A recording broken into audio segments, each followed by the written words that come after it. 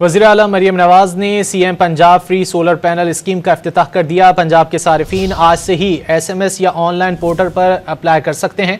मज़ीद जानेंगे bureau chief Dawn news Lahore Mohammad Bilal से। बिलाल, स्कीम के तहत कितने सारिफीन को मुफ्त सोलर पैनल दिए जाएंगे? तो देखें, बिल्कुल आज वज़ीर आला पंजाब ने जो फ्री सोलर पैनल स्कीम का ऐलान किया था उसका बाकायदा तौर पर इफ्तिताह कर दिया है। और इस पैनल जो स्कीम अनाउंस की गई है सोलर पैनल की, इसके तहत पूरे पंजाब में तकरीबन 1 लाख तक जो सोलर सिस्टम है वो सार्फिन को मुफ्त मुहैया किए जाएंगे।